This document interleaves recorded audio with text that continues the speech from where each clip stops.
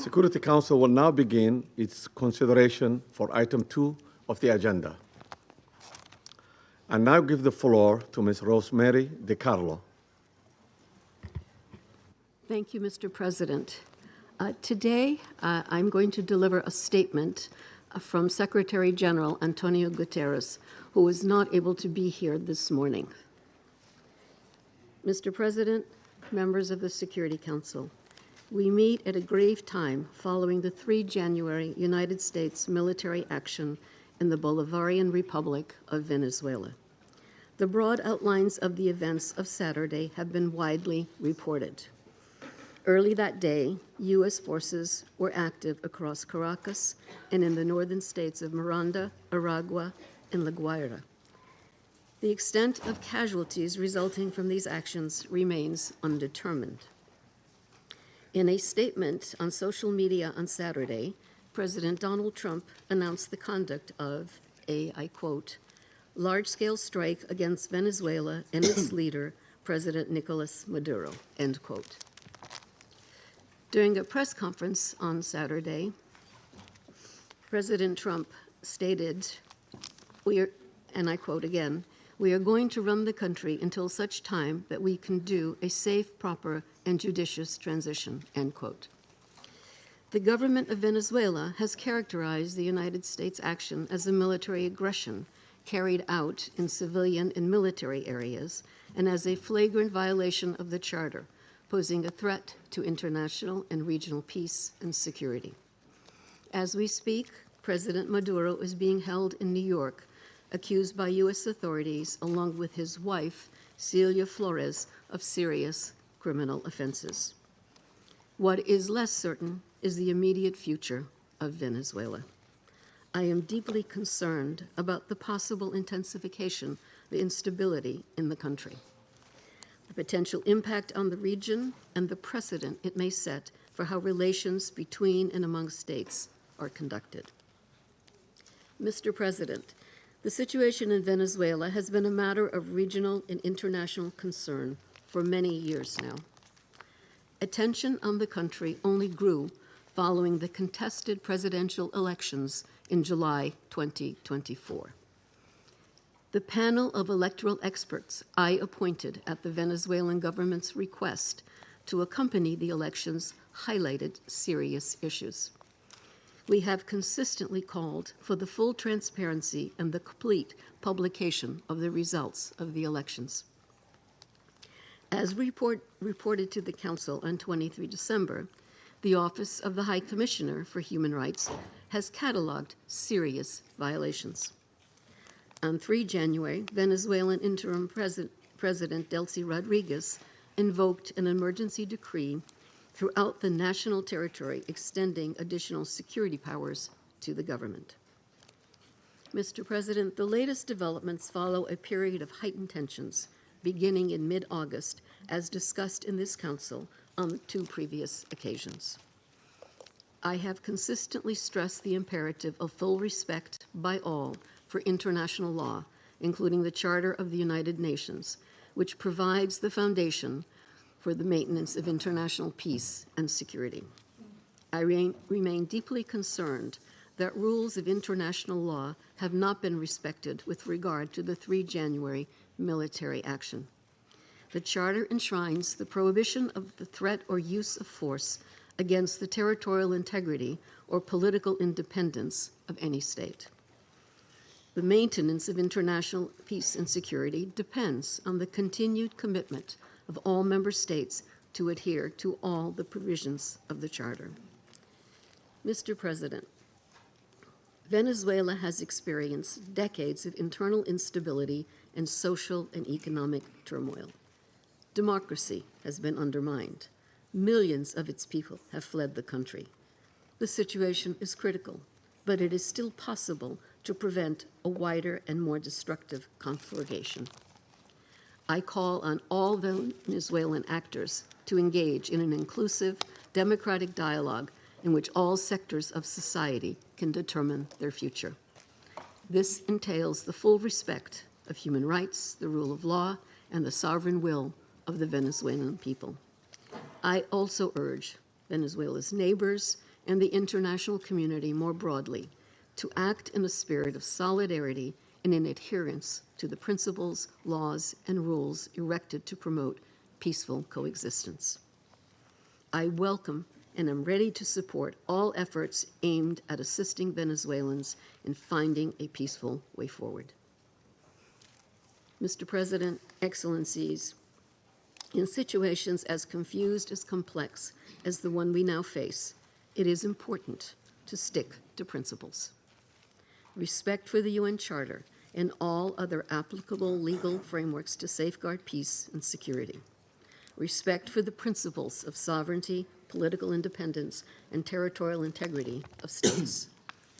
The prohibition of the threat or use of force. The power of the law must prevail.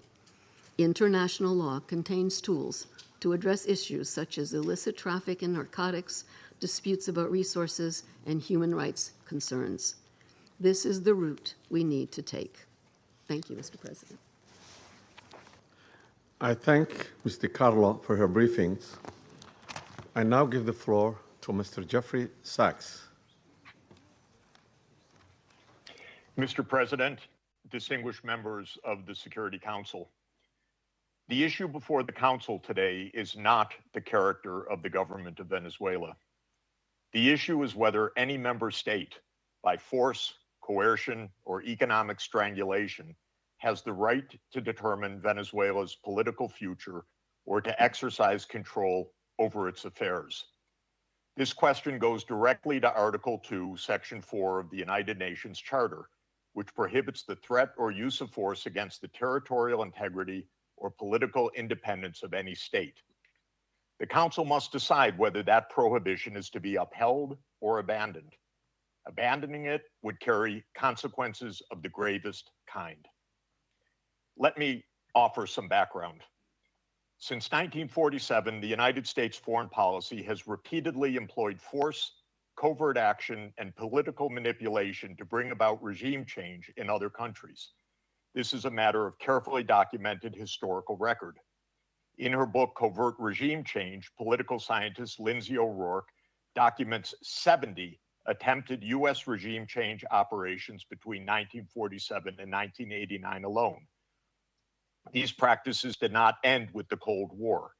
Since 1989, major United States regime change operations undertaken without authorization by the Security Council have included, among the most consequential, Iraq 2003, Libya 2011, Syria beginning in 2011, Honduras 2009, Ukraine 2014, and Venezuela from 2002 onward.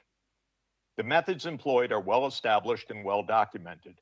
They include open warfare, covert intelligence operations, instigation of unrest, support for armed groups, manipulation of mass and social media, bribery of military and civilian officials, targeted assassinations, false flag operations, and economic warfare. These measures are illegal under the UN Charter, and they typically result in ongoing violence, lethal conflict, political instability, and deep suffering of the civilian population. The recent U.S. record with respect to Venezuela is also clear. In April 2002, the U.S. knew of and approved an attempted coup against the government. In the 2010s, the United States funded civil society groups actively engaged in anti-government protests. When the government cracked down on the protests, the U.S. followed with a series of sanctions. In 2015, President Barack Obama declared Venezuela to be, and I quote, an unusual and extraordinary threat to the national security and foreign policy of the United States. In 2017, at a dinner with Latin American leaders on the margin of the UN General Assembly, President Trump openly discussed the option of the U.S. invading Venezuela to overthrow the government. During 2017 to 2020, the United States imposed sweeping sanctions on the state oil company PDVSA. Oil production fell by 75% from 2016 to 2020, and the real GDP per capita declined by 62%. The UN General Assembly has repeatedly voted overwhelmingly against such unilateral coercive measures. Under international law, only the Security Council has the authority to impose such measures. On the 23rd of January 2019, the United States unilaterally recognized Mr. Juan Guaido as interim president, and a few days later froze approximately $7 billion of Venezuelan sovereign assets held abroad and gave the designated authority over certain of these assets. These actions form part of a continuous U.S. regime change effort spanning more than 2 decades. In the past year, the United States has carried out bombing operations in 7 countries, none of which were authorized by the UN Security Council, and none of which were undertaken in lawful self-defense under the Charter. The targeted countries include Iran, Iraq, Nigeria, Somalia, Syria, Yemen, and now Venezuela. In the past month, President Trump has issued direct threats against 6 UN member states, including Colombia, Denmark, Iran, Mexico, Nigeria, and of course, Venezuela.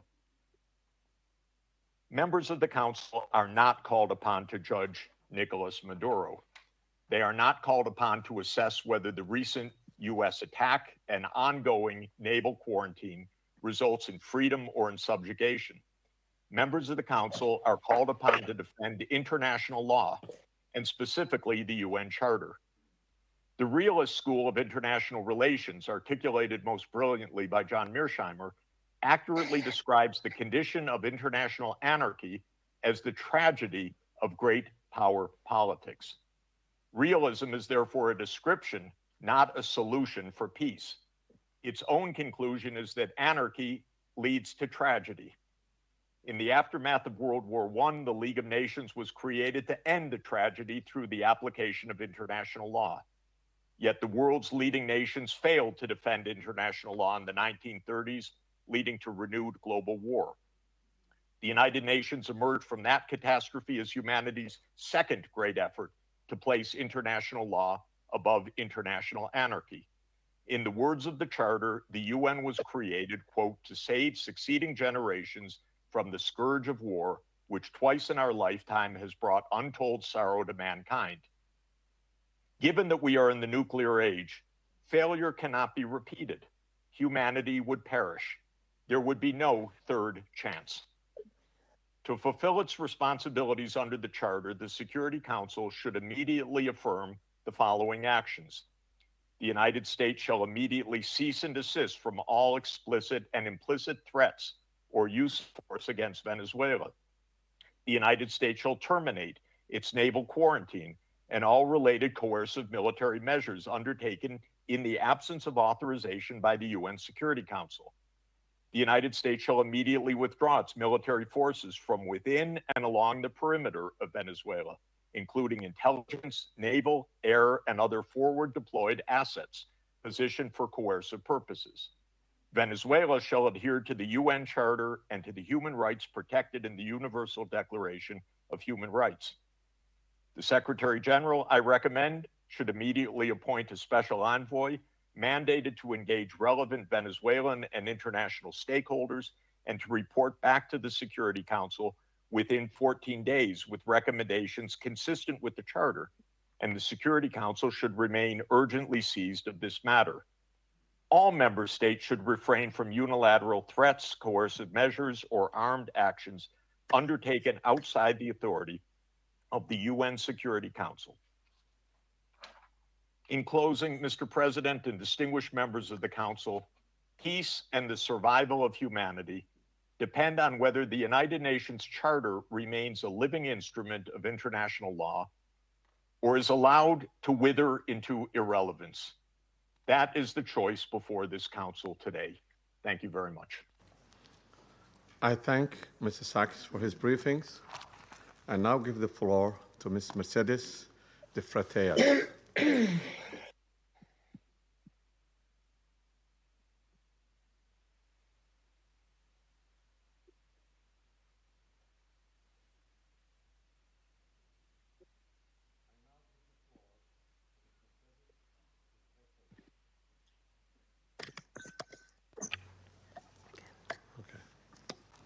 My apology. I now give the floor to Ms. Mercedes de Freitas. Good morning. I speak in Spanish. Please give the translation. Buenos días, embajadores, Good morning, representantes de estados y ambassadors, gobierno. Gracias representatives por esta of oportunidad. states and governments. Thank you very much for giving me this opportunity to speak. Sí, sí, no me escuchan. Can you hear me? Aló, aló, ¿me escuchan? Can you hear me? ¿Me We can escuchan? hear you, Disculpa, yeah. ya estoy aquí. Excuse me. Yes, we can hear you. Good morning. I speak in Spanish. Buenos días, señores embajadores, Good morning, representantes de ambassadors, estados. representatives Gracias por esta of oportunidad heads of de state and presentar los government. resultados Thank de you investigaciones to civiles de Transparencia enable me to Venezuela, tell you something about Transparency que hemos estado Venezuela, desarrollando para the work that we have been doing. Para la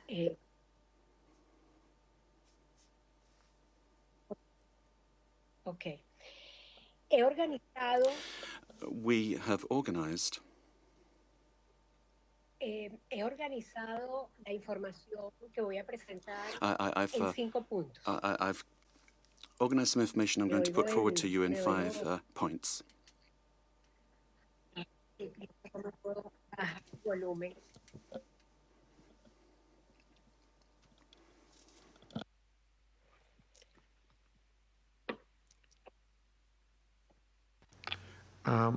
Continue. Bueno, he organizado la información que voy a presentarles en 5 puntos. I've arranged the information I'm going to give to you in around 5 points. Let me make the most of my time. First of all, one, the corruption in Venezuela is seen in 73 countries of the world. We have organized, we've seen hundreds of cases that we have documented over the years, more than 500, 600 cases in various countries.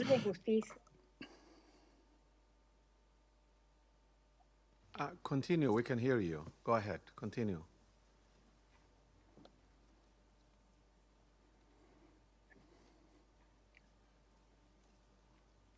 Can you hear us? We can hear you. Can you hear us? Solo en los sistemas de justicia de 30 países, We looked at the justice systems of 30 countries, and 172 cases were dealt with for corruption, and more than $72 trillion were involved. Esos $72 millones de dólares $1 million were involved. This was public Venezuelan money. Nicolas Maduro and his family. The interpreter cannot hear the speaker. Ha sido el instrumento central, involucrada directa e indirectamente en el 90% It was a system that was involved in 90% of the corruption cases. Point number 2, the national criminal organizations. Con la administración de Nicolas Maduro. The interpreter cannot hear the speech to provide sufficient interpretation. I apologize. Soportar, proteger y dirigir las operaciones ilícitas. Las economías ilícitas de oro, droga, extorsión y trata de personas alcanzaron en 2024 $8.000 billones de dólares. Can you hear us?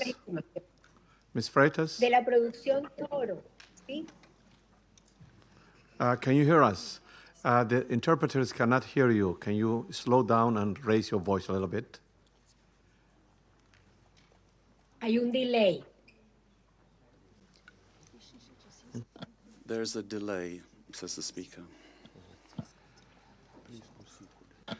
The problem the interpreter is having is with the quality of the sound, which is insufficient for interpretation. It's not the speed. Dígame. Sí, la oigo con delay. I'm hearing you, but with a delay, says the speaker. I can hear you, though. Okay. Please proceed now.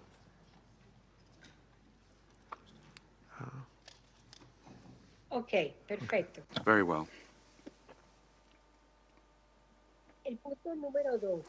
Las Point organizaciones 2. criminales nacionales e internacionales National and international criminal organizations tienen una relación simbiótica con la have a administración de Nicolás symbiotic Maduro, relationship with the regime of Nicolas Maduro, sharing capacity, using the state structures to facilitate impulsar, proteger y dirigir their las work operaciones and to ilícitas. protect Las illicit economías ilícitas operations de oro, in drogas, gold, for example, extorsión y drugs, trata de extortion, personas, and human trafficking. afectaron, según nuestras estimaciones, And according to our estimates, 8.200.000 millones de dólares. this Y de accounts la for producción about de oro, por $8 ejemplo, solo se billion. reporta el Gold, for 20% example, al only Tesoro 20% Nacional. is El reported resto to the va National a Treasury. cuentas The rest privadas goes to de private miembros accounts aliados del where alto gobierno. there are members and allies with the Ese government. proceso minero, además, This ha destruido áreas completas de mining nuestro industry Estado has Bolívar, exploited del Parque so Nacional many Canaima people y de using nuestro national Amazonas. parks and also Para the lavar el Amazon dinero area. de la And then corrupción to y del launder the crimen money from organizado, la corruption, red comparte the operaciones y network estructuras y mecanismos de lavado de dinero has muy money laundering sofisticadas. structures that are Y very desde el sophisticated. 2021 And since utilizan las 2021, criptoactivos a gran escala. and El punto 3. they've been involved in this work. La gran 3, corrupción y los ilícitos great son una de corruption las razones de reducción de los ingresos del Estado. has led Y to por a ende, decrease in del the gasto income público, of the del state and empleo de therefore calidad, public de los servicios expenditure básicos, and therefore de la affecting the economía quality del of basic país sigue services. entonces The desde hace current décadas. economy Tampoco is el in dinero para crisis. pagar la There's deuda, no que hoy money suma either to service the debt. 167.000 millones de dólares que tiene a Venezuela en cesación de pagos selectivos, en un default técnico, desde el Although 2017, Venezuela has been in donde el technical primer acreedor default es since Chile, al que 2017. aún le debemos más de 15.000 millones de dólares. We owe more than Punto 4. $15 million. Los Four, venezolanos hemos tenido que aprender a Venezuelans vivir have con had to pocas learn horas to de luz live with en just gran a parte del few país, de hours Caracas, of inclusive en las otras electricity ciudades per del país. day in very many Hay que, parts of the hemos country. aprendido a protegernos And we've de la learned to extorsión protect diaria ourselves y from generalizada daily desde los grupos extortion armados from the colombianos, desde los grupos armed delincuentes Colombian organizados, groups or the pero también organized crime lamentablemente groups, but desde los funcionarios del Estado. also Millones elements de of the familias state. tienen una sola comida al día So many y con families bajo only nivel have one calórico. meal per Los day datos de below the desnutrición calories y that they need, nutrición empeoran affecting cada their día. nutrition, which is Los getting worse programas day by day. humanitarios no son Humanitarian suficientes. programs are not Se sufficient. eliminó el sistema de contrapesos y la independencia entre los poderes públicos. Ese es mi quinto punto. And then El 5, grupo there's en el no poder checks hoy and en día en balances Venezuela between tiene capturado toda government la estructura departments. institucional, The comenzando government con el has sistema de captured justicia all y con la institutions, industria beginning petrolera, with the principal justice generadora de institutions and ingresos y de also los the oligopolios oil de los company sectores económicos responsible clave. for the majority of Para income mantener for the el country. control In y order la to maintain impunidad de los control negocios ilícitos, and the impunity of these illicit aplican un operations, sistema represivo cada a vez más repressive atroz. system that's getting Hoy, worse and worse is being applied. además, hay más de And 1.000 to presos date, there are políticos, more cifra than que cambia 1,000 tras una political aterradora prisoners. puerta giratoria. Para finales de año, By the end, 86 at de the end esos of the presos políticos se year, desconocía su paradero y 26 personas ya han muerto bajo custodia del Estado 26 durante torturas people o por falta de died atención during médica. La misión torture de or because determinación de a los lack hechos of de medical Venezuela de care. Naciones Unidas ha documentado cientos de United torturas Nations has y esto documented no ha many hecho, of no se ha these detenido aún. cases. Para cambiar esta realidad necesitamos un Estado íntegro y transparente que We rinda need a cuentas, transparent que state that is garantice el Estado de accountable, Derecho y that los will derechos guarantee the humanos, rule of que law and proteja human los rights, recursos that will públicos para el beneficio protect de todos sin public privilegios, goods for con un everyone sistema without de justicia privilege, autónomo e a independiente. system that's autonomous and Necesitamos inversión de independent. capitales We need constructivos investment que nos in permitan building pagar la deuda, capacity pero también that crecer, sostener con dignidad a todos los venezolanos. will Que enable se respete us to la have a voluntad dignified del life. pueblo venezolano de We vivir must respect the will of en the democracia. Venezuelan people Por to live último, in una peace and petición, democracy. And en finally, a resumen, request la to libertad you. para todos los presos Freedom políticos for all venezolanos. political prisoners Muchísimas in the gracias. country. Thank you very much. I thank to Ms. Freitas for her briefing. I now give the floor to those council members who wish to make statements. I give the floor to the representative of Colombia. Señor presidente, Mr. President, Colombia would like to thank Somalia in your quality as President por of the haber Security acogido Council con celeridad for nuestra having petición quickly para responded to convocar our esta request to reunión de convene emergencia, this emergency meeting, así como a China as well y as thanking Rusia China and por el Russia apoyo a for esta their convocatoria. support Le for holding of deseamos a this usted, meeting. señor And we wish you, presidente, Mr. President, una exitosa gestión durante este mes de enero, a en un successful momento month managing the work of the Council at a particularly delicate time for international peace and security. I'd also like to thank Under-Secretary General for Political Affairs and Peace Building of the United Nations and the invited briefers. We thank them all for their briefings. This is the first time Colombia is taking the floor in the Security Council as a non-permanent member for the period 2026-2027. Colombia is taking on this responsibility with a deep sense of duty, and we are going to do this from the first day, defending international law and the purposes and principles enshrined in the United Nations Charter. International peace and security, the peaceful settlement of disputes, the prohibition of the use of force, sovereign equality, respect for the territorial integrity and political independence of all states. Colombia condemns categorically the events that occurred in the early morning of the 3rd of January in Venezuela, where we saw multiple explosions and air activity over Caracas and other areas of the country as part of a military attack carried out by the United States, which included bombings of civilian and military infrastructure, creating panic amongst the population. All of this represents clear violations of the sovereignty, political independence, and the territorial integrity of Venezuela. There is no justification whatsoever under any circumstances for the unilateral use of force to commit an act of aggression. Such actions constitute a serious violation of international law and the United Nations Charter, including the prohibition on the use or the threat of the use of force, the principle of the respect for sovereignty and the full authority of states over their territory, including their natural resources, the territorial integrity of states, and the principles of collective defense, particularly when they directly endanger the population and civilian assets. Defending these principles is not an option. Indeed, it's a common obligation that we have in order to preserve international peace and security. We need to remember that the provisions of the Charter allow for the use of force only under exceptional circumstances, in legitimate defense in the face of an armed attack, or when there is an express authorization by this Council in accordance with Chapter 7. And even in those cases, this does not amount to assuming political control of another state. In this regard, we reject any unilateral military action, any act that could worsen the situation or endanger the civilian population, and we would call for a de-escalation and non-resort to the use of force, which endangers people finding themselves in this delicate situation. They must be the absolute priority. We have learned from our experience that the civilian population is always the one that pays the highest price in armed conflict. Mr. President, Latin America and the Caribbean have proclaimed themselves to be a zone of peace, and this collective commitment and will of our region must be respected.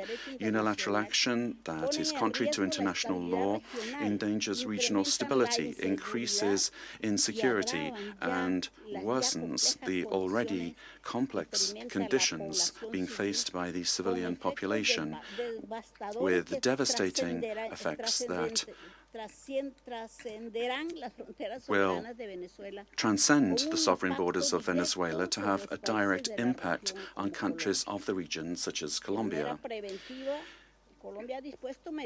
In order to act preventively, Colombia has engaged in measures to protect the civilian population and preserve the stability of the border nation with local authorities. Colombia has been and will continue to be show solidarity in receiving the Venezuelan people who, given the uncertainty created by these attacks, this may lead to a massive outflow of migration, which will require significant efforts in terms of resources and capacities to provide the necessary support and assistance to those areas affected by taking in the migrants. Mr. President, these actions that we have seen remind us of the worst interference in our area in the past, in our zone of peace. And it calls to mind the commitment that we have as states to resolve our differences peacefully through dialogue and negotiation or other forms of peaceful settlement in full accordance with international law and with its instruments to which we have subscribed at the hemispheric and regional levels, such as the Charter of the Organization of American States. It's also important to understand the dimension of this situation for international peace and security beyond our region, particularly when a permanent member of the Security Council takes the decision to use force and assume control unilaterally of another sovereign state, with the aim, amongst other things, of taking its natural and strategic resources. This is very worrisome for the international community, the international order that was established after the Second World War, and flagrantly violates international law and is in clear contradiction with the United Nations Charter and the very goal for which this council was created. If a country, and particularly a country that is a permanent member of this council, disregards international law that we designed in San Francisco, what then is the role of this council, and where are the foundations for international peace and security? We are accepting that the law and the interests of the strongest prevail over multilateralism and over agreements that we have forged with dialogue and diplomacy in this very chamber. Democracy cannot be promoted or defended through violence or coercion, and it cannot be superseded either by economic interests. Democracy can only be built and sustained through respect for the will of peoples, the reaffirmation of the rule of law, through political dialogue and peaceful and inclusive processes.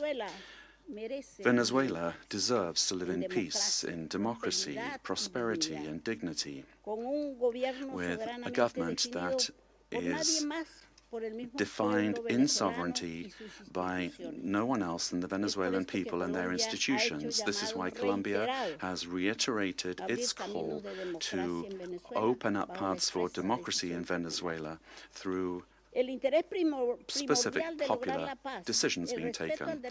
The importance of preserving peace, respect for international law, and the protection of life and human rights must prevail over anything else. Colombia reaffirms its conviction that working tirelessly under these principles in our new role as a non-permanent member of the Security Council is what we plan to do, and we make ourselves available, good offices available for a diplomatic way out of the current crisis in this brotherly country.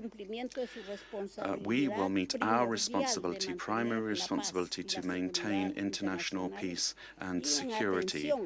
And given the seriousness of the events, we will continue to pay attention to this issue. And we'd also like to thank the Secretary General of the United Nations for providing his these good offices to defend the purposes and principles of the United Nations Charter, to activate channels for mediation available to him and facilitate dialogue with the parties concerned, looking in the search for alternatives that will make it possible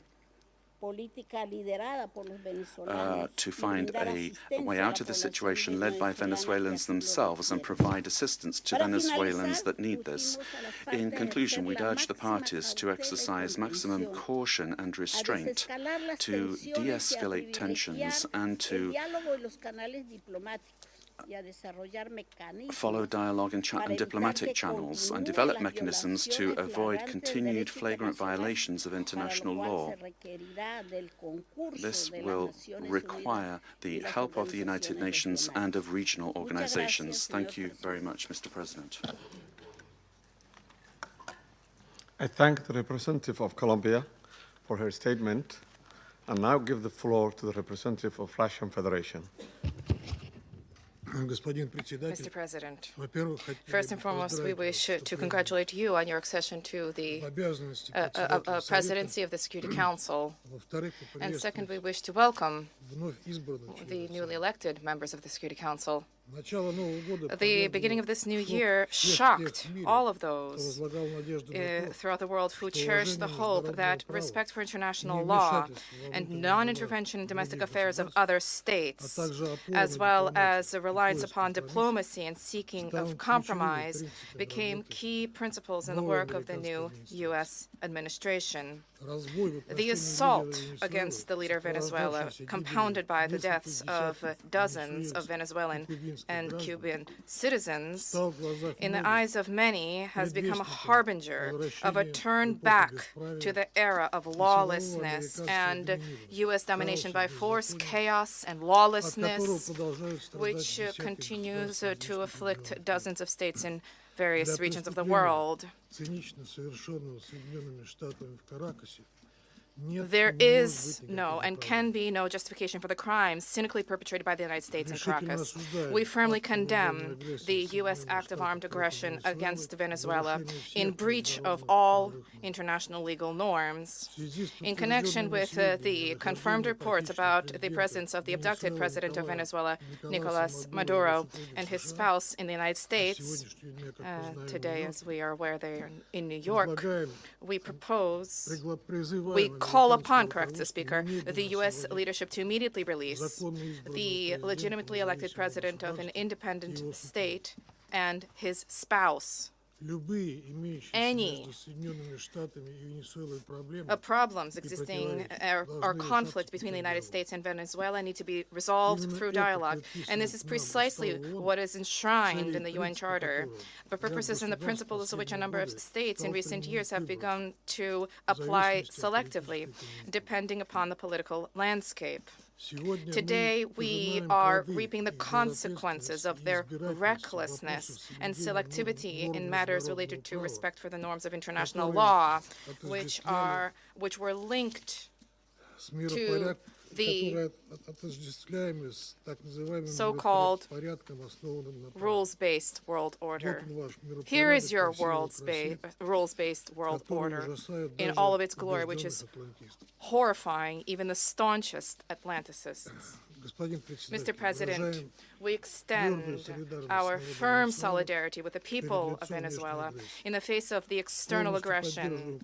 We firmly support and completely support the policy of the Bolivarian government, which is geared towards protection of their national interests and the sovereignty of the country. Washington's aggressive acts have already been condemned by many states and multilateral associations, including the Non-Aligned Movement, the African Union, as well as a group of friends in defense of the Charter of the United Nations. We hope that the international banditry will immediately be met with objective and comprehensive assessment at the international legal level with United Nations, universal mechanisms, and other multilateral formats being brought to bear. This process must not be impacted by the recognition or non-recognition by any given states or groups of states of the legitimacy of Nicolas Maduro.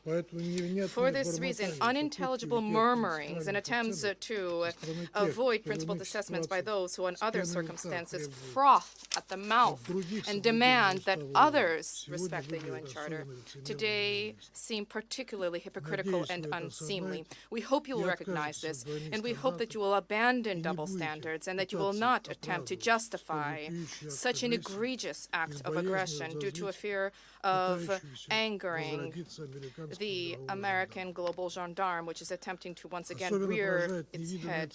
We are particularly appalled by the unparalleled cynicism with which Washington did not even attempt to conceal the true aims of its criminal operation, namely the establishment of unbridled control over Venezuela's natural resources and the assertion of their hegemonical ambitions in Latin America.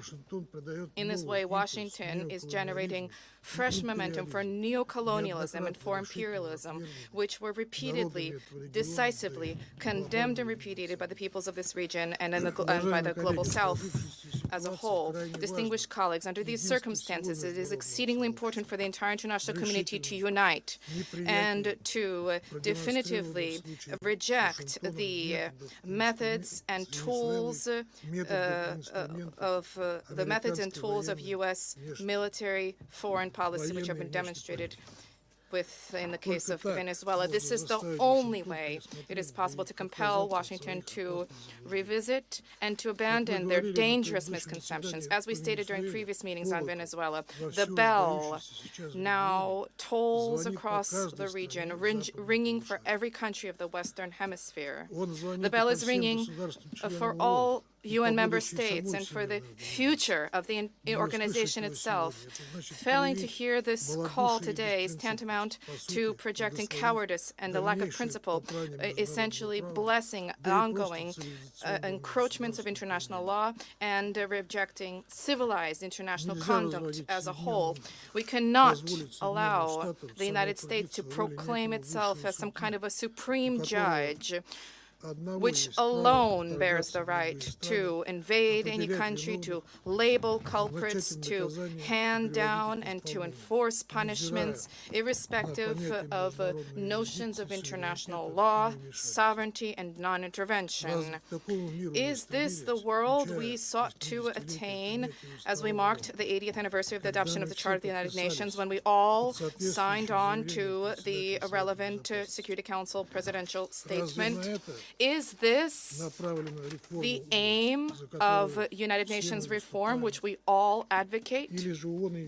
Or has the United Nations and Security Council thereof, do they no longer exist? And is there need now to seek from Washington a patent to rule, so to speak? And is the self-determination of every person's and their right to determine their future worthless? These are the questions that we all must address today. And if this response is sincere, if it is principled, then perhaps the U.S. leadership, too, which openly is asserting intention to run another country for the benefit of the United States, they will perhaps glance at their own constitution, their constitution of the United States, which begins with the words, "We the people of the United States," and will begin, in fact, to recognize the sovereignty of other states rather than deposing inconvenient regimes. Thank you.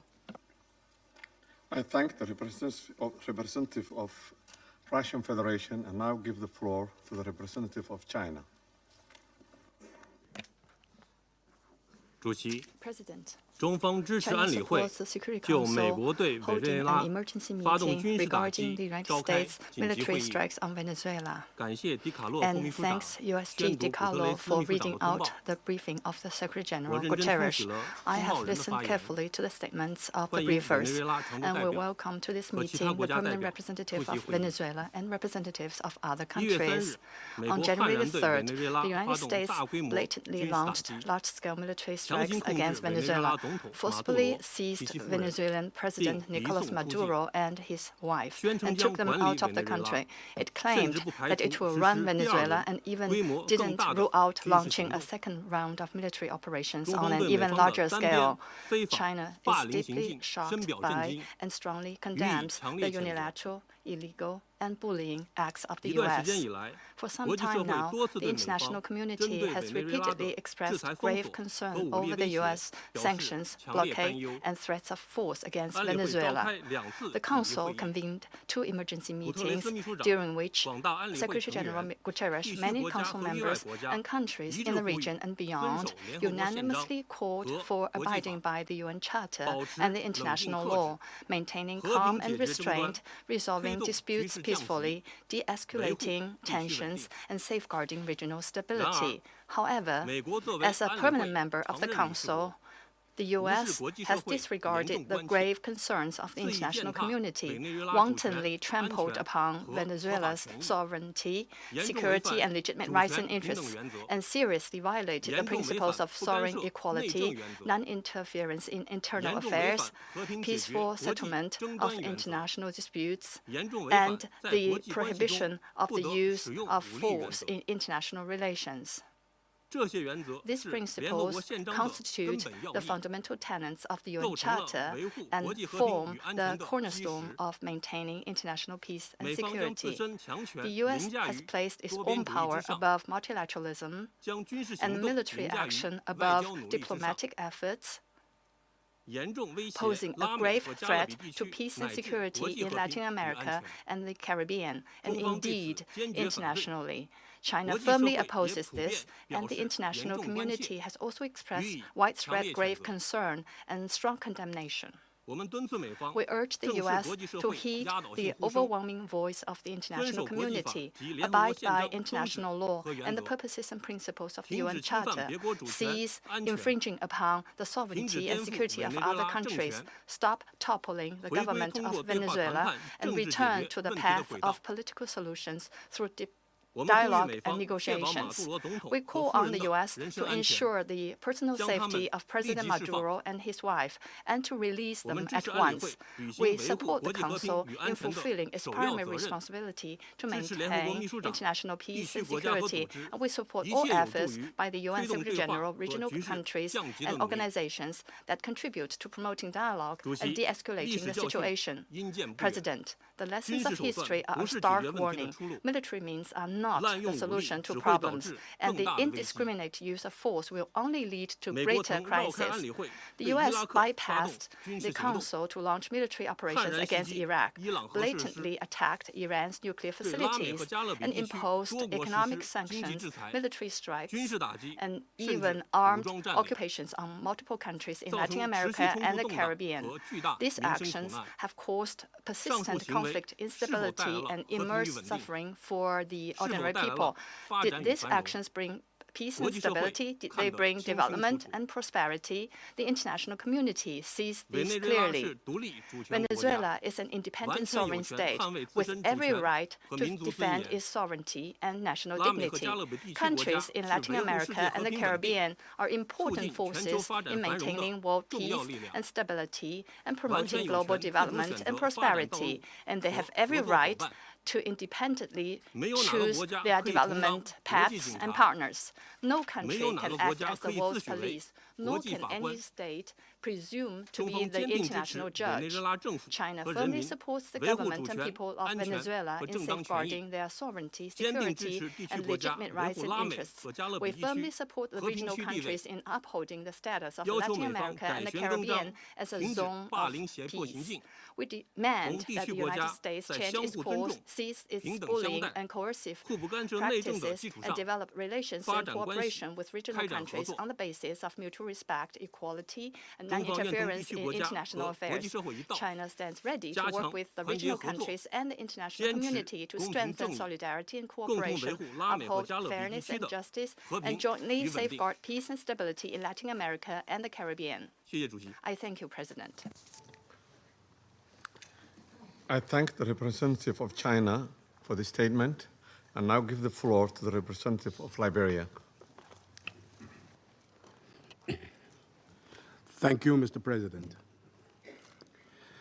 I have the honor to deliver this statement on behalf of the A3 members, namely the Democratic Republic of Congo, Somalia, and my own country, Liberia.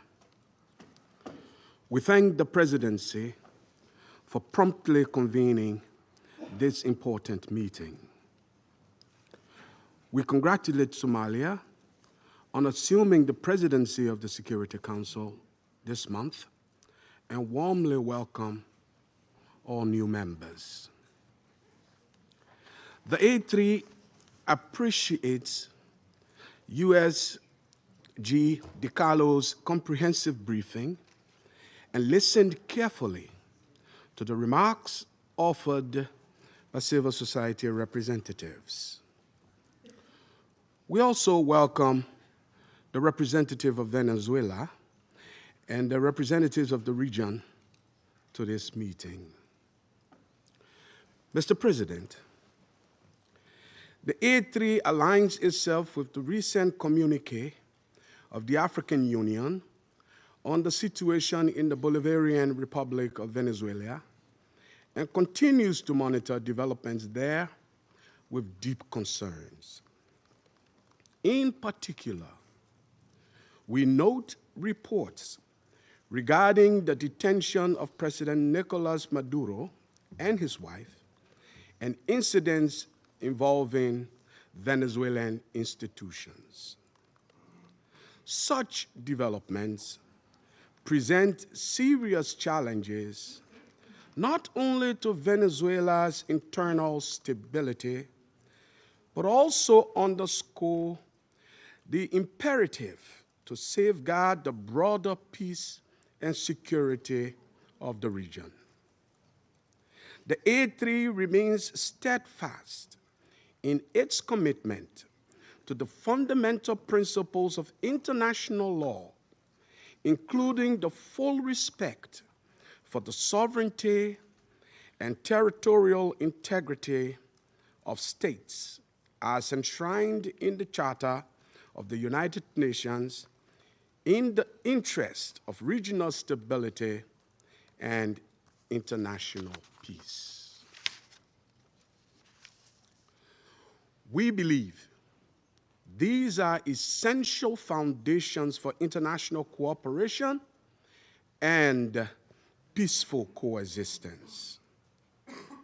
Our position underscores the importance of dialogue, the peaceful settlement of disputes, and respect for constitutional and institutional frameworks. Mr. President, the complex situation in Venezuela requires a comprehensive response that is both inclusive and nationally owned. We continue to hold that a sustainable and peaceful resolution can only be found through constructive dialogue among Venezuelans themselves with genuine respect for the aspiration and rights of the Venezuelan people and with the constructive support of the international community. The A3 expresses its solidarity with the people of Venezuela and reiterates the African Union's commitment to peace, stability, and mutual respect among nations and regions. It's important for all parties, both within Venezuela and in the broader international community, to exercise restraint and responsibility, upholding international law and avoiding any action that could escalate tension or threaten regional stability. The A3 stands ready to support all efforts within this Council and in cooperation with regional partners to facilitate a peaceful, inclusive, and lasting resolution to the situation in Venezuela. I thank you. I thank the representative of Liberia for this statement and now give the floor to the representative of the United States. Mr. President, thank you for chairing. And I particularly want to thank you, Mr. Freitas, for your briefing. And I'll point out that Mr. Freitas is in exile, having fled the regime. Thank you for your courage, and thank you for shedding a light on the true atrocities of the illegitimate Maduro regime. This past weekend, colleagues, the United States successfully carried out a surgical law enforcement operation facilitated by the U.S. military against two indicted fugitives of American justice, narco-terrorist Nicolas Maduro and Celia Flores. Colleagues, Nicolas Maduro is responsible for attacks on the people of the United States, for destabilizing the Western Hemisphere, and illegitimately repressing the people of Venezuela. As Secretary Rubio has said, there is no war against Venezuela or its people. We are not occupying a country. This was a law enforcement operation in furtherance of lawful indictments that have existed for decades. The United States arrested a narco-trafficker who is now going to stand trial in the United States in accordance with the rule of law for the crimes he's committed against our people for 15 years. A similar action was taken in 1989 against Manuel Noriega. He was arrested, indicted, convicted in a court of law, served in prison in the United States and in Panama, and the Panamanian people, the American people, are safer for it. And undeniably, the region was more stable. This law enforcement action was directed consistent with the President of the United States' responsibility as Commander-in-Chief to protect Americans at home and abroad against a fugitive who is directly responsible for narcoterrorism that has killed hundreds of thousands of Americans and created destabilizing violence throughout our hemisphere. Nicolas Maduro and his co-defendant, Celia Flores, have been transferred here to the United States to stand trial for their crimes.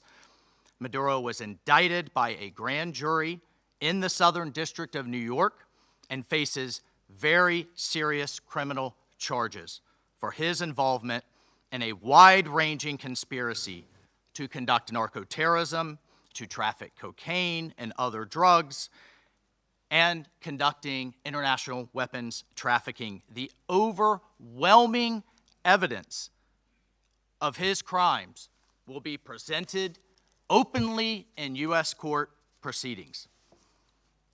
Colleagues, Maduro is not just an indicted drug trafficker.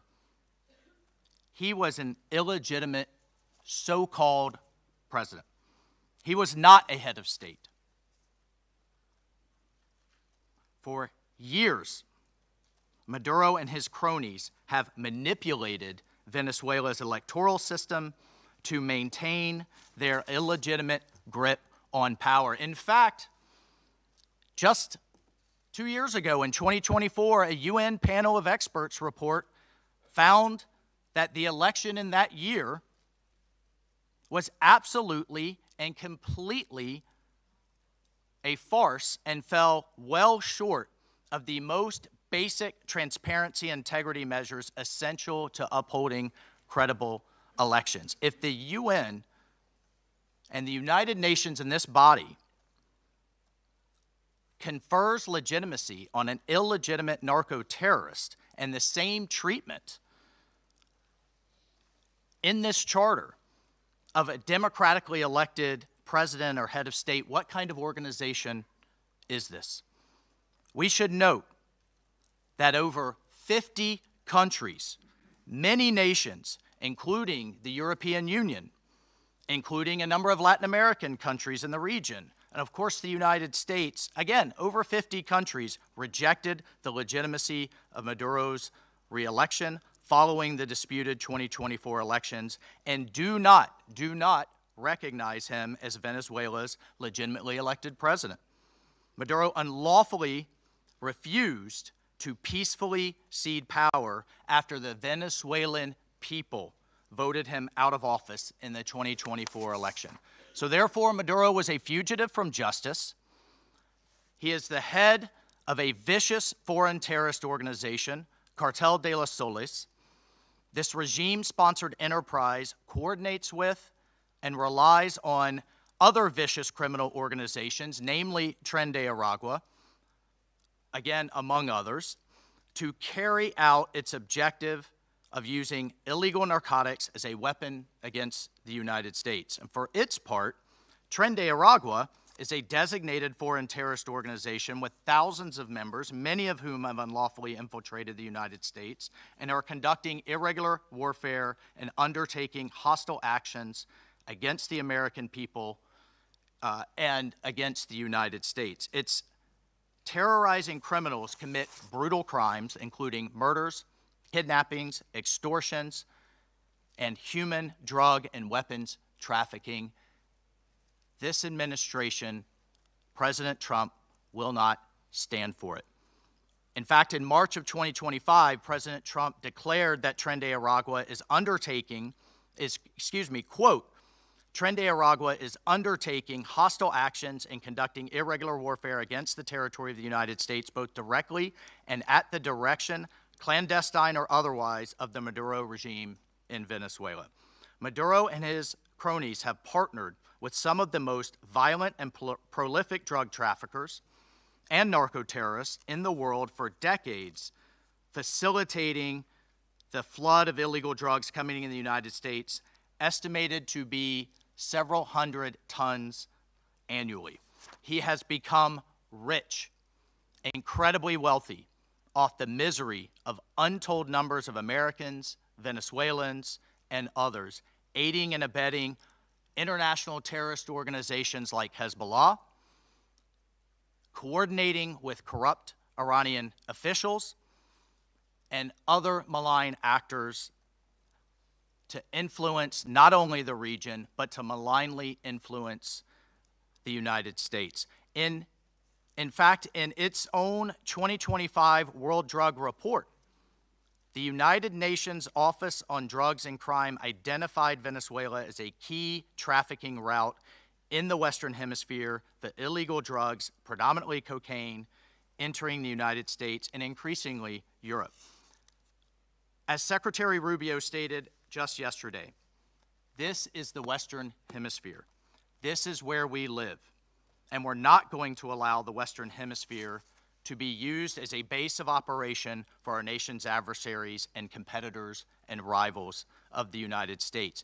You can't turn Venezuela into the operating hub for Iran, for Hezbollah, for gangs, for Cuban intelligence agents, and other malign actors that control that country. You cannot continue to have the largest energy reserves in the world under the control of adversaries of the United States, under the control of illegitimate leaders, and not benefiting the people of Venezuela, and stolen by a handful of oligarchs inside of Venezuela.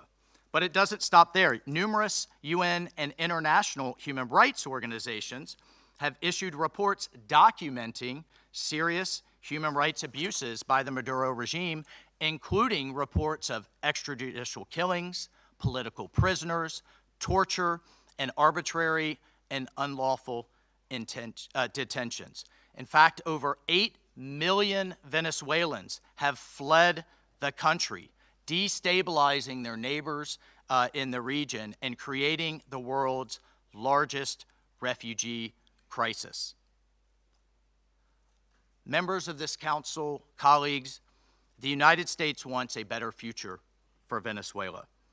We believe a better future for the people of Venezuela and for the people of the region and the world is stabilizing the region and making the neighborhood that we live in a much better and safer place. And this is why millions of Venezuelans that have fled this brutal regime are celebrating and cheering around the world as this body pontificates, including those celebrating are including in my home state of Florida, where hundreds of thousands of Venezuelans have fled this regime's brutality.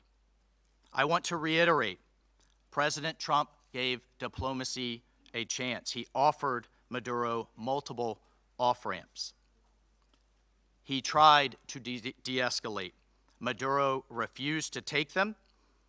President Trump made it clear that the narco-terrorism must stop, and yet it continued. The United States will not waver in our actions to protect Americans from the scourge of narco-terrorism and seeks peace, liberty, and justice for the great people of Venezuela. I thank you, Mr. President. I thank the representative of the United States and now give the floor to the representative of Panama. Gracias, señor presidente. Thank you, Mr. President. Extendemos la más cordial bienvenida. I'd like to extend a warm welcome to the representatives of Bahrain, Colombia, Liberia, Latvia, and the Democratic Republic of Congo, and who have joined the Security Council as elected members and who are joining us today in the chamber. And we congratulate Somalia on assuming the presidency of the Security Council this month. I'd like to thank Under Secretary General for Political Affairs, Rosemary DiCarlo, for her detailed report representing Secretary General Antonio Guterres. She's briefed us on the situation under discussion today. We're also very grateful for the very valuable presentations by Mr. Jeffrey Sachs and Ms. Mercedes de Freitas. In this context, the Republic of Panama would like to refer to the situation that has taken place in the territory of the Bolivarian Republic of Venezuela, which is of concern due to its possible impact on peace and regional stability. However, in the light of the unfortunate reality of the facts that we've seen, we now need to turn our attention constructively towards the future of Venezuela. However, it's important to point out that in terms of a constant principle of our foreign policy, Panama would like to reiterate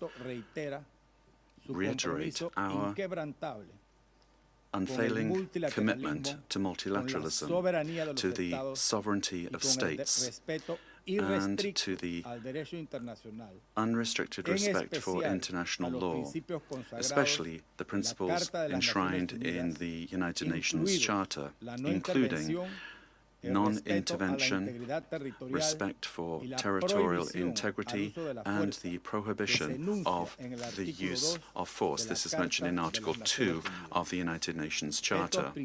These principles are, and they continue to be, the indispensable framework for the peaceful coexistence between nations. Panama also believes it's necessary to highlight that the situation Venezuela is facing is unfolding in an environment marked by the disregard for the will of its people, as well as by a sustained erosion of democratic institutions. In this regard, Panama reiterates that it does not and will not recognize the authoritarian and illegitimate regime that has held Venezuelan men and women hostage, plunged them into one of the gravest political, social, humanitarian, and security crises in our region. Unfortunately, we have witnessed how the situation has gradually deteriorated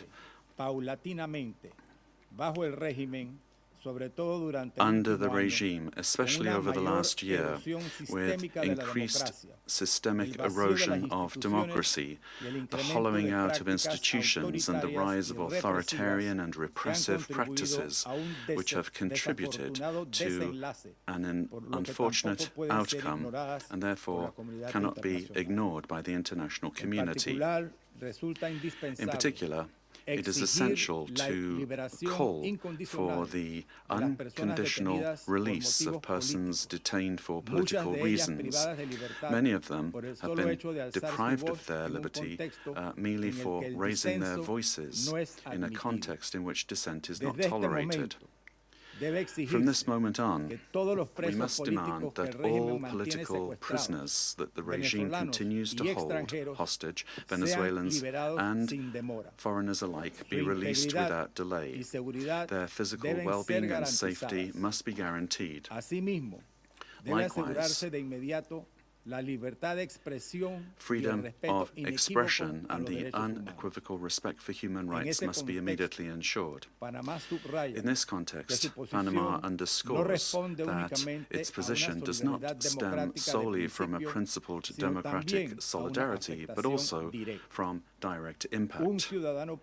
A Panamanian citizen, Mr. Olmedo Núñez, remains arbitrarily detained in Venezuela without formal charges, without due process, without full access to a defense, and without effective consular guarantees. Added to this is the human impact of a multidimensional crisis that has forced around 9 million Venezuelans, men and women, to leave their homes, compelled to live in displacement and vulnerability as a consequence of the institutional and social collapse generated by the regime. A crisis that has had significant regional repercussions, reflected both in the irregular migration flows from south to north of a significant number of Venezuelan nationals, as well as reverse migration movements, including also a lot of Venezuelans, the effects of which are felt particularly in countries of transit and destination that this affects, including Panama. And this has decisively contributed to illegal migration. In the face of this reality, Panama issues a clear and firm call for Venezuela's short-term future to be fully democratic. Power emanates from the people, and as stated by His Excellency, the President of the Republic of Panama, José Raúl Molino, the people, the true sovereign, have already spoken at the polls, granting an indisputable victory with 70% of the votes on July 28, 2024, to the opposition candidate, Mr. Edmundo González Urrutia, as well as to María Corina Machado, who was prevented by the regime from running despite having won the primary with 93% of the votes on October 22, 2023. Additionally, the popularity of both has increased in recent months, including among police and military sectors. The elected government has the teams and work programs ready to be implemented immediately, guaranteeing an orderly transition that provides the rule of law, respect for human rights, and confidence. In line with this commitment, Panama proudly safeguards the electoral records that reliably certify said victory as testimony to the inalienable right of the Venezuelan people to determine their own political destiny. Recognizing any authority other than that of the elected president would amount to legitimizing electoral fraud, normalizing authoritarianism, and undermining the universal principle of free elections as the source of legitimacy.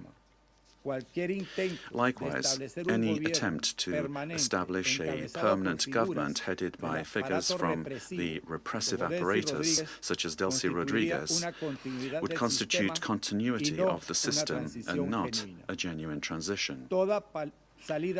Any political solution must be peaceful, it must be democratic, and led by the Venezuelans, with the responsible assistance of the international community, including the United Nations and regional mechanisms such as the Organization of American States. Panama does not wish and would like to avoid a scenario in which Venezuela's reality simply evolves into a change from one crisis to another, one crisis replacing another. There can be no genuine transition with Madurismo if it remains. Or if we have the same power structures preserved under new names. Any arrangement that keeps figures associated with the repressive apparatus at the center of governance would, in practice, constitute continuity of the system and not a real transition. Comparative experience shows that merely nominal transitions tend to prolong conflicts, intensify migratory flows, and perpetuate regional instability to the detriment of international peace and security. Panama will always stand in solidarity with an orderly and democratic transition process, anchored in the popular will already expressed at the polls on July 28, 2024, aimed at restoring democratic institutions through an interim period strictly limited in time, the sole purpose of which is to create the conditions necessary for the effective exercise of the Venezuelan people's right to self-determination. As a country that recovered its democracy and sovereignty, Panama can state clearly that there can be no peace without legitimacy, nor legitimacy without democracy, and that every democracy is ultimately based on respect for the popular will. Mr. President, Panama, due to our commitment to multilateralism and international law, in its capacity as member of the Security Council, will continue to contribute responsibly to collective efforts aimed at preserving peace, strengthening democracy, and supporting legitimate and sustainable solutions anchored in the sovereign will of peoples and respect for international law. Thank you very much. I thank the representative of Panama for the statement and now give the floor to the representative of Latvia. Thank you, Mr. President. At the outset, I would like to congratulate Somalia on assuming the presidency of the United Nations Security Council in January, and wish you all success. Latvia takes its seat on the Council with a profound sense of honor and responsibility for this role. And let me thank Under-Secretary General Rosemarie DiCarlo for today's briefing on behalf of the Secretary General, and I thank the invited briefers. The Security Council bears primary responsibility for the global efforts to uphold peace, security, and rule of law worldwide. Latvia recalls that under all circumstances, the principles of international law and the UN Charter must be upheld. All efforts now focus on ensuring de-escalation and stability in Venezuela based on inclusive dialogue and broad societal support.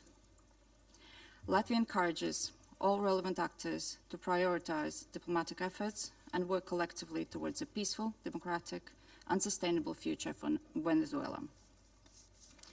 Latvia stands in solidarity with the people of Venezuela and their right to freedom and democracy, rights that were not respected by the Maduro regime during 2024 presidential elections and before, and which remain unmet to this day. The regime of Nicolas Maduro was rooted in mass repression, corruption, organized crime, including drug trafficking, and posed a grave threat to security of the region and the world. It has repeatedly violated the UN Charter and undermined international law, including through open support for Russia's aggression against Ukraine. The Maduro regime does not represent the will of the Venezuelan people and has relied on widespread, systematic repressions of human rights across the country to maintain power. 8 million Venezuelans have been forced to flee the country since 2014. Latvia also remains committed to working jointly together with partners to counter global transnational organized crime networks, including in Latin America and Caribbean. Such criminal activities place the lives of countless people at grave risk, particularly women and children. Addressing these challenges requires sustained cooperation in full respect of international law.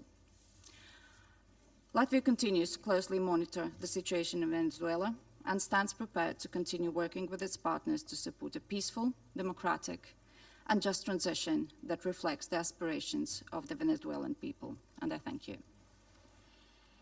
I thank the representative of Latvia for her statement and now give the floor to the representative of Denmark. Thank you, Mr. President. And let me also thank Undersecretary General Tikalo for her briefing on behalf of the Secretary General. We also listened carefully to the briefing by Ms. de Freitas and Mr. Sachs. Mr. President, Denmark joins the Secretary General in expressing deep concern over the evolving situation in Venezuela. Since this Council met to discuss the situation 2 weeks ago, we have seen a drastic escalation, culminating in a large-scale military operation on January 3rd. At our last meeting, Denmark urged all actors to strictly adhere to international law and to de-escalate tensions and exercise the necessary restraint. Today, we echo the Secretary General in his concern regarding the worrying implications of this military action. Independent of the situation in Venezuela, these developments constitute a dangerous precedent. International law and the UN Charter, as a pillar of the international security architecture, must be respected by all states. Denmark recalls the foundational principle of international law that forbids states from threatening or using force against another state's territorial integrity and political independence. This imperative is enshrined in Article 2, Paragraph 4 of the UN Charter. Members of the UN Security Council have a special responsibility to uphold these principles. The principles of sovereignty, political independence, and territorial integrity must be respected. The inviolability of borders is not up for negotiation. These are universal, sacrosanct principles enshrined in international law. They apply everywhere. Mr. President, once again, Denmark calls on all parties to urgently de-escalate tensions that could threaten peace and stability in the region and beyond. International disputes should be settled by peaceful means, as stated in the UN Charter. We further call on all parties to exercise maximum restraint and to engage in dialogue and diplomacy. Denmark takes note of official statements from the United States government stating that the military operations are to combat drug trafficking and stem the illicit flow of illegal narcotics.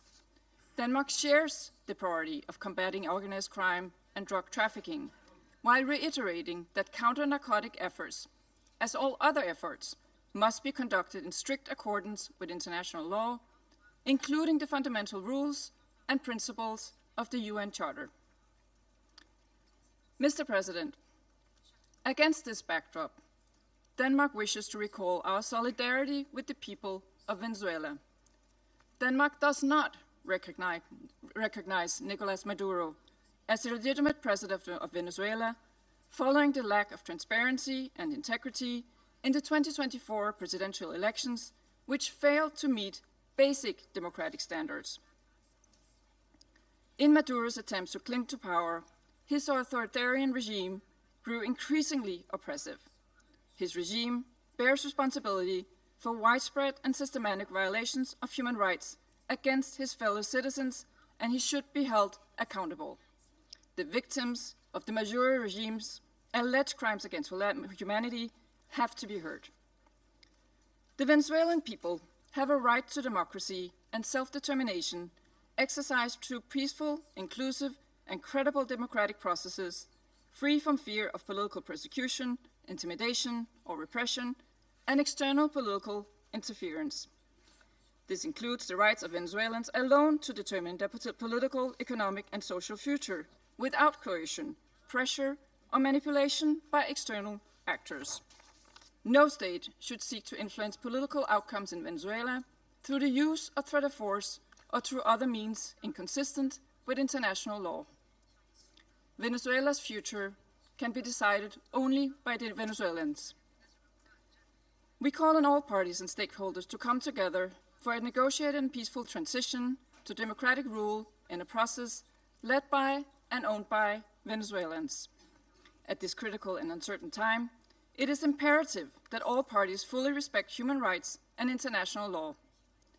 Denmark remains committed to supporting Venezuela and the aspirations of its people on its path to lasting political stability. I thank you. I thank the representative of Denmark for her statement and now give the floor to the representative of the United Kingdom. Thank you, President. I congratulate Somalia on the assumption of the presidency of the Council for the month of January. And I thank our briefers for their remarks. Colleagues, the Venezuelan people have suffered for years. This Council now meets at a pivotal moment for Venezuela's future. Maduro's actions created extreme levels of poverty, violent repression, and failing basic services. His regime's rule precipitated a displacement crisis affecting the whole region. The United Kingdom has long been clear that Maduro's claim to power was fraudulent. To date, Venezuela's National Electoral Council has failed to publish the full results of the July 2024 presidential elections, and independent domestic and international reports also observed significant irregularities and a lack of transparency.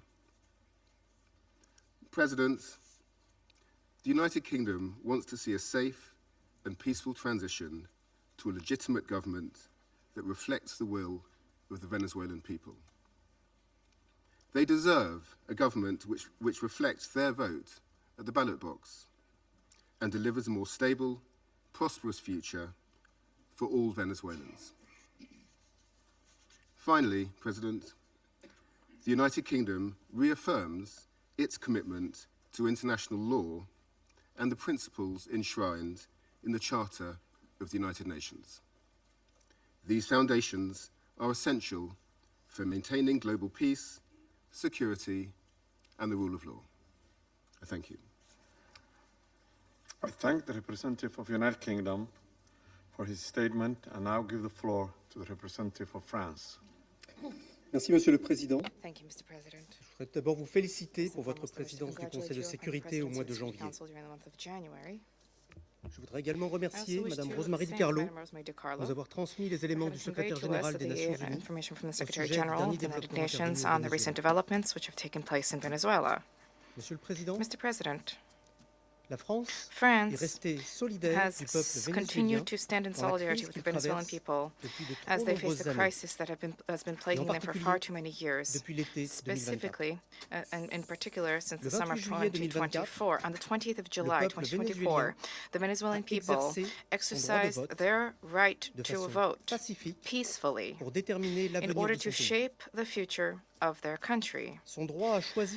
Their right to choose their leaders, nonetheless, has been stripped away from the people by Nicolas Maduro. Must you recall the facts? The electoral process has been was marred by numerous irregularities, and the final counting of votes was marred by a flagrant lack of transparency. In light of the democratic aspirations of the Venezuelan people, Nicolas Maduro has systematically responded with the repression of dissident voices, of members of the opposition, and of civil society, as well as with numerous arbitrary detentions.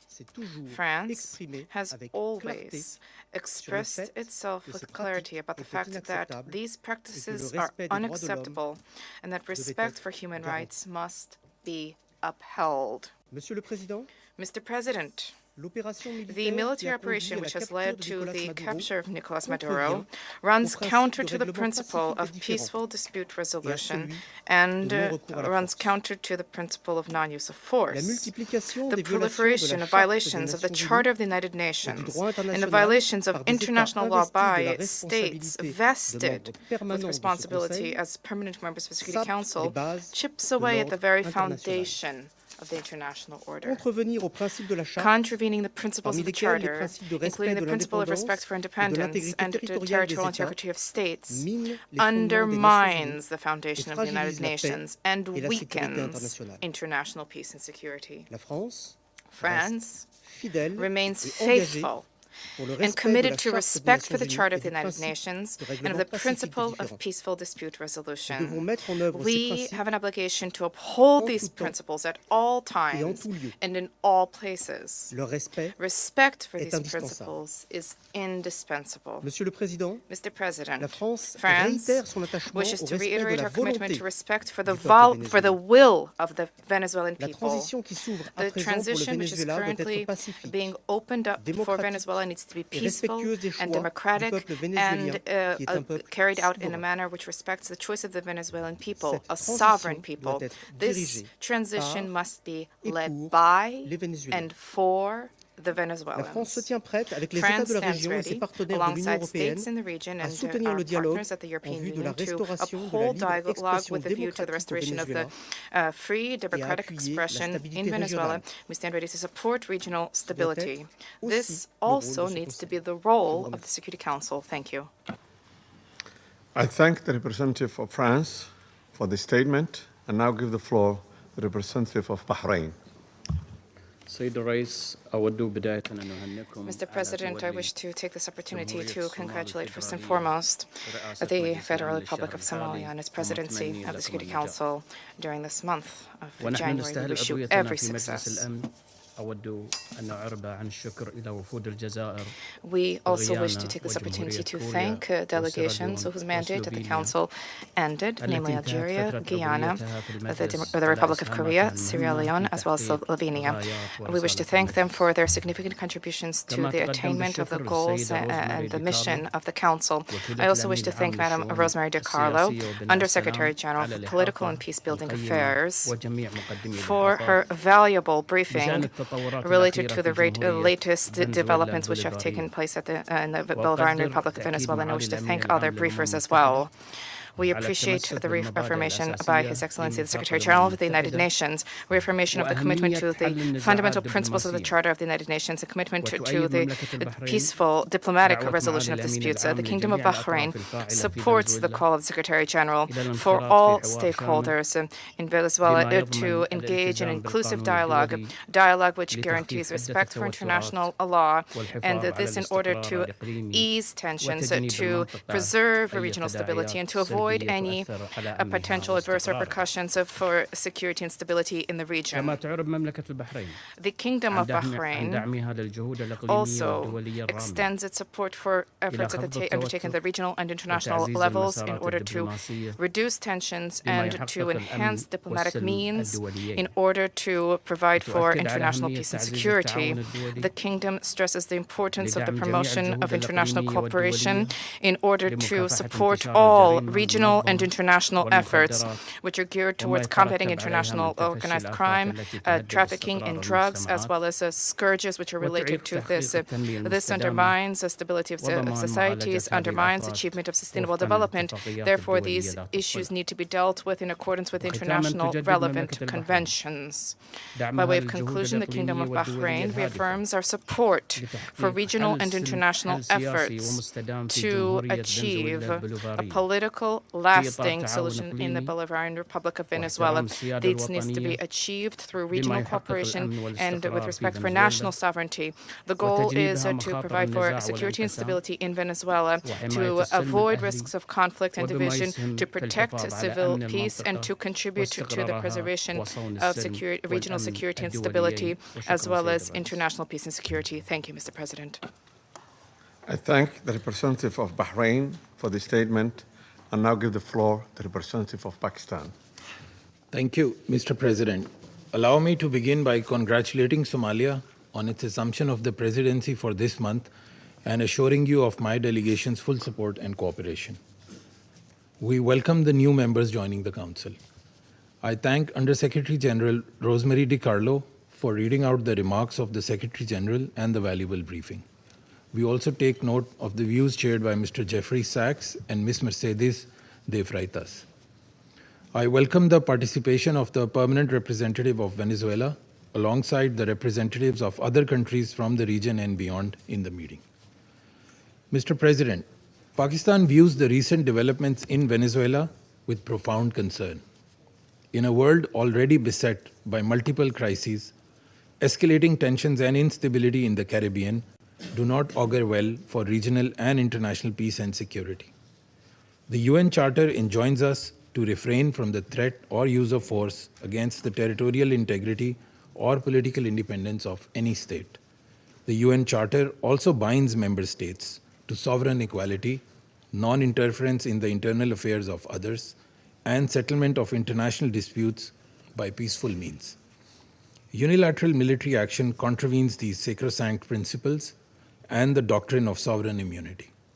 Such actions set dangerous precedents that risk eroding the foundations of the global legal framework. They also fuel instability, which, as history has shown time and again, can lead to unpredictable and uncontrollable outcomes for years to come. Mr. President, at this critical juncture, the path forward must be one of dialogue and diplomacy. Durable solutions to political differences can only be found through peaceful means, with full respect for the will of the Venezuelan people, free from any external interference.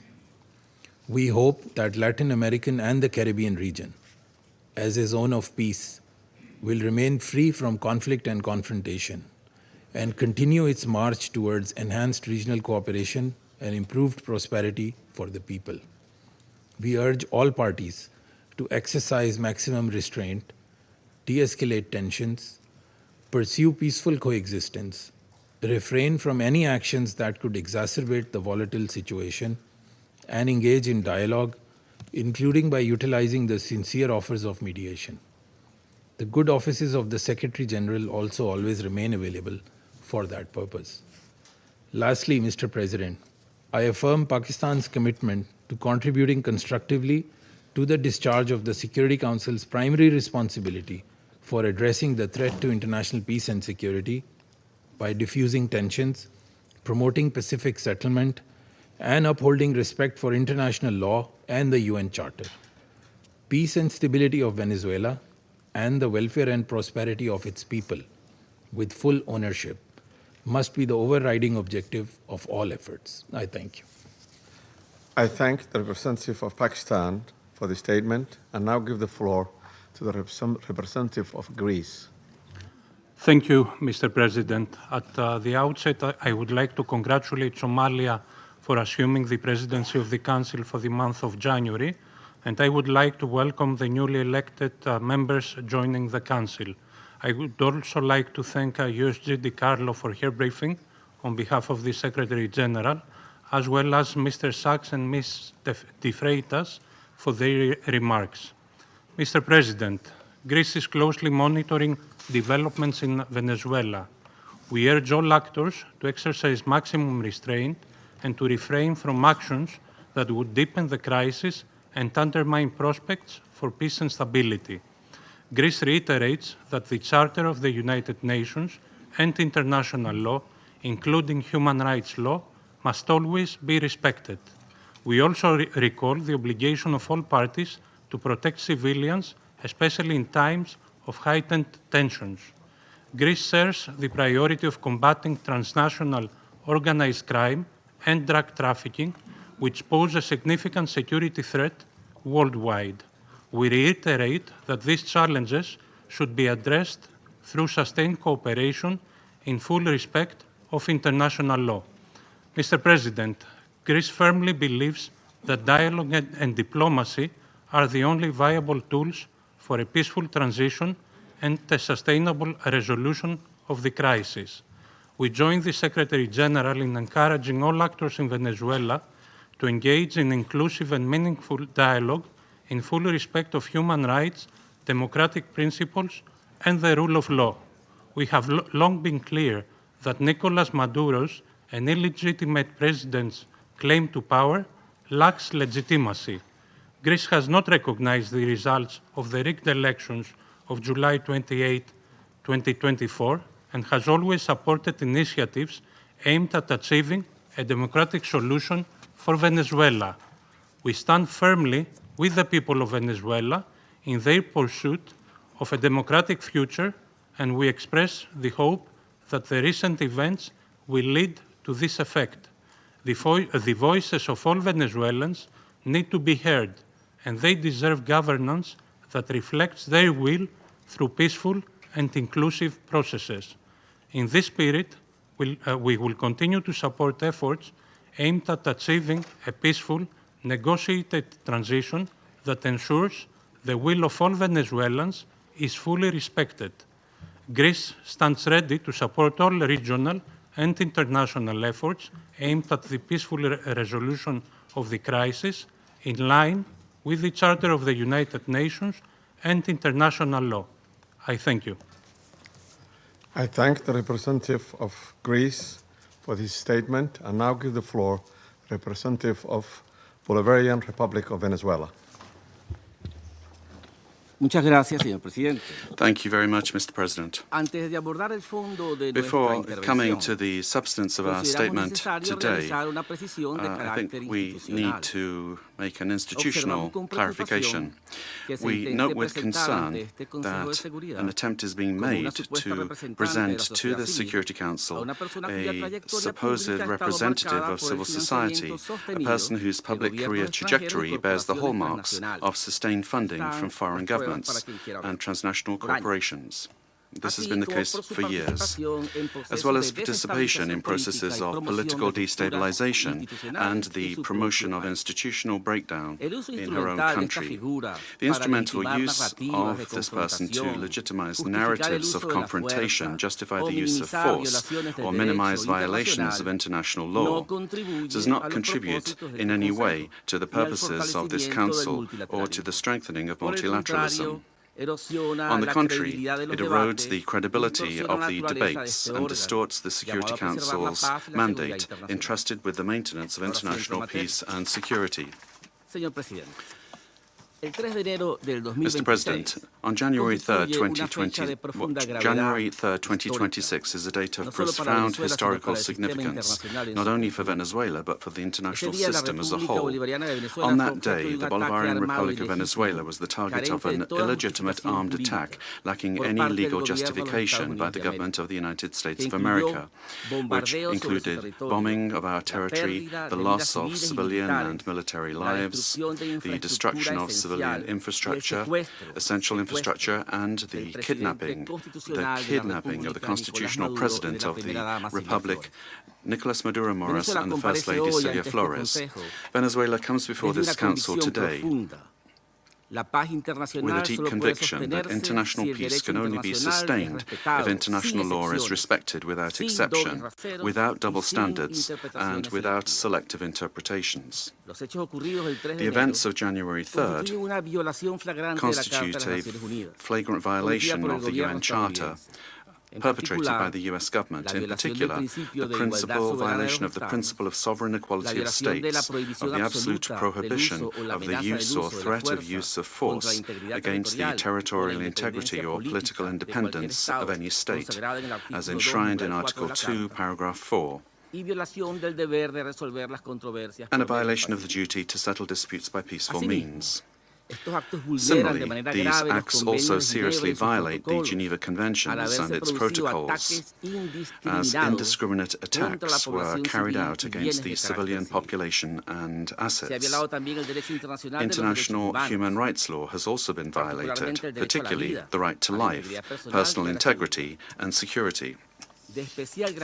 Of particular seriousness is the kidnapping of the President of the Republic by the government of the United States of America, which constitutes a direct violation of an essential norm of the international legal order, namely the personal immunity of heads of state in office. This immunity is not an individual privilege. It is an institutional guarantee that protects the sovereignty of states and the stability of the international system. Its disregard not only affects Venezuela, but also sets an extremely dangerous precedent for all states represented in this chamber, regardless of their size, power, or alliances. Mr. President, General Assembly Resolution 3314 clearly defines as an act of aggression the bombing of the territory of one state by the armed forces of another state, as well as the invasion or occupation, even without formal annexation. The events we are denouncing here unequivocally fit this definition. In 2004, the International Court of Justice affirmed that occupation exists when a state exercises effective control, even without formal annexation or the continuous presence of troops.